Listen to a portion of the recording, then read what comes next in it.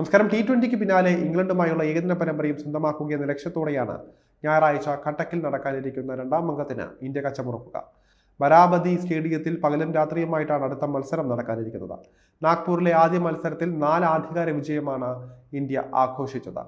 തുടക്കത്തിൽ അല്പം പതറിയെങ്കിലും പിന്നീട് കളിയുടെ നിയന്ത്രണം ഏറ്റെടുത്ത രോഹിത് ശർമ്മയും സംഘവും എതിരാളികളെ വരിഞ്ഞുകെട്ടി ഉജ്ജ്വല ജയം പിടിച്ചെടുക്കുകയായിരുന്നു. എന്നാൽ ഈ മത്സരത്തിലെ അതേ ടീമിനെ അടുത്ത മത്സരത്തിലും ഇന്ത്യ നിലനിർത്താൻ പോകുന്നില്ല. ചില മാറ്റങ്ങളുമായിട്ടാണ് ഘട്ടക്കിൽ ഇന്ത്യ ഇറങ്ങുക. രണ്ടാം ഏകദിനത്തിൽ ഇന്ത്യൻ പ്ലേയിങ് 11 എങ്ങനെയാകുമെന്ന് നമുക്ക് നോക്കാം. ആദ്യ ഏകദിനത്തിൽ ക്യാപ്റ്റൻ രോഹിത് ശർമ്മയും യുവതാരം യശസ്വി ജയ്സ്വാളും ചേർന്നാണ് ഇന്ത്യക്കായി ഓപ്പൺ ചെയ്തത്. ജയ്സ്വാളിന്റെ അരങ്ങേറ്റ മത്സരം കൂടിയായിരുന്നു ഇത്. പക്ഷേ ഏകദിനത്തിലെ കന്നി മത്സരത്തിൽ വലിയൊരു ഇന്നിംഗ്സ് കളിക്കാൻ താരത്തിന് സാധിച്ചില്ല.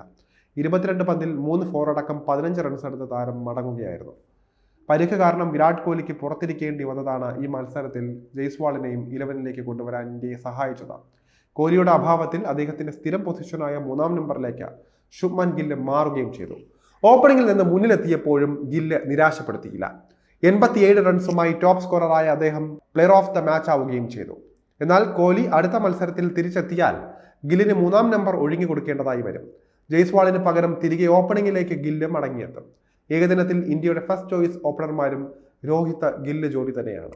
3-ാം നമ്പറിലേക്ക് വിരാട് കോഹ്ലി മടങ്ങിയെത്തുമ്പോൾ 4-5 സ്ഥാനങ്ങളിൽ ഇന്ത്യ മാറ്റമൊന്നും വരുത്തില്ല. ശ്രേയസ് അയ്യരും KL രാഹുലും തന്നെയായിരിക്കും ഈ റോളുകൾ നിർവഹിക്കുക. കഴിഞ്ഞ മത്സരത്തിൽ 4-ാമനായി അഗ്രസീവ് 50 കുറിച്ചതോടെ ശ്രേയസിനെ ഇനി ഒഴിവാക്കുക അസാധ്യം തന്നെയായിരിക്കുകയാണ്. 36 പന്തിൽ 59 റൺസ് അടിച്ചെടുത്താണ് താരം കഴിഞ്ഞ മത്സരത്തിൽ കസറിയത്.